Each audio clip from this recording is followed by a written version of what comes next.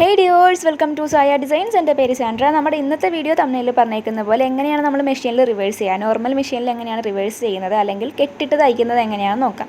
അപ്പോൾ ആദ്യത്തെ മെത്തേഡ് ഞാൻ കാണിക്കാം. മൊത്തം 3 മെത്തേഡാണ് ഉള്ളത്. ആദ്യത്തെ മെത്തേഡ് ഞാൻ കാണിച്ചു തരാം. നമ്മൾ നോർമലി സ്റ്റിച്ച് ചെയ്യുമല്ലോ. അപ്പോൾ സ്റ്റിച്ച് ചെയ്യുന്ന സമയത്ത് നമ്മൾ ആദ്യം ചെറിയൊരു സ്റ്റിച്ച് കൊടുക്കുക, കുറച്ച് സ്റ്റിച്ച് കൊടുക്കുക, ഒരു 1 ഇഞ്ചാണെങ്കിലും സ്റ്റിച്ച് കൊടുക്കുക. അത് കഴിഞ്ഞിട്ട് മെറ്റീരിയൽ ഇതേപോലെ ഒന്ന് തിരിച്ചെടുത്ത് കഴിഞ്ഞിട്ട് നമ്മൾ നോർമലി ചെയ്യണ പോലെ സ്റ്റിച്ച് ചെയ്യുക. അപ്പോൾ അത് നേരെ റിവേഴ്സ് ആയിരിക്കുമല്ലോ വരുന്നത്, നമ്മൾ മെറ്റീരിയൽ തിരിഞ്ഞല്ലോ.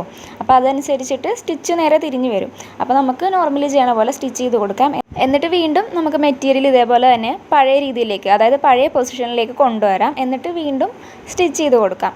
അപ്പോൾ നമ്മൾ വിചാരിച്ച പോലെ തന്നെ ആ സ്റ്റാർട്ടിങ്ങിൽ ഒരു ലോക്കായിട്ട് അതവിടെ വീഴും. പിന്നെ നമ്മൾ ചെയ്ത ആ സ്റ്റിച്ച് അവിടെ നിന്ന് അഴിഞ്ഞു പോരത്തില്ല.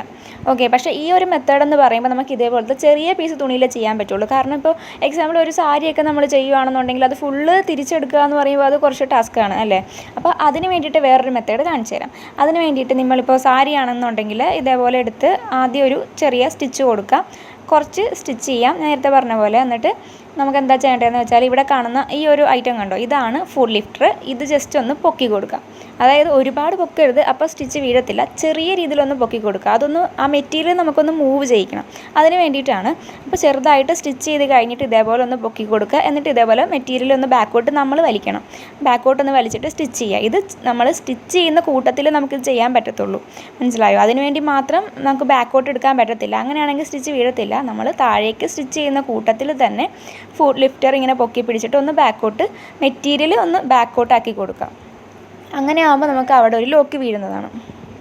അങ്ങനെ സെക്കൻഡ് മെത്തേഡ് കഴിഞ്ഞു. ഇനി കാണിക്കാൻ പോകുന്നതാണ് ഏറ്റവും ഈസി ആയിട്ടുള്ളൊരു മെത്തേഡ് നോർമൽ മെഷീനിൽ ചെയ്യാൻ വേണ്ടിയിട്ട്. ഈ കാണുന്ന ഒരു ലിവർ കണ്ടോ, ഇതെല്ലാ നോർമൽ മെഷീനിനകത്തും ഉണ്ടാവും. ഇതിങ്ങനെ പൊക്കാൻ പറ്റും, അതുപോലെ തന്നെ താത്താൻ പറ്റും, സെൻറ്ററിൽ വെക്കാൻ പറ്റും. അങ്ങനെ നമ്മളുടെ ഇഷ്ടത്തിന് അതിങ്ങോട്ട് മാറ്റാൻ പറ്റും. അതിനാണ് ആ ലിവർ ഉള്ളത്. അത് പൊക്കി വയ്ക്കുന്ന സമയത്താണ് നമുക്ക് റിവേഴ്സ് വർക്ക് ചെയ്യുന്നത്.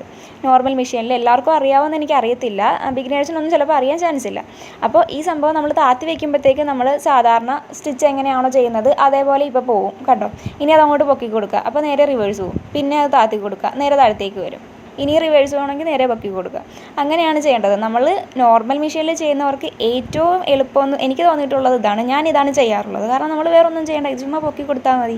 സിമ്പിളല്ലേ? ഒരു കൈ എന്തായാലും നമുക്ക് ഫ്രീ ആയിട്ട് കിട്ടുമല്ലോ. അപ്പോൾ ഇതേപോലെ ഒന്ന് പൊക്കി താത്തി സംഭവം എളുപ്പമാണ്. അപ്പോൾ എല്ലാവരും ഇതൊന്ന് ട്രൈ ചെയ്ത് നോക്കുക. ഇതാണ് ശരിക്കും എനിക്ക് ഏറ്റവും ഇഷ്ടപ്പെട്ട രീതി. ഞാനിതാണ് ചെയ്യാറുള്ളത്.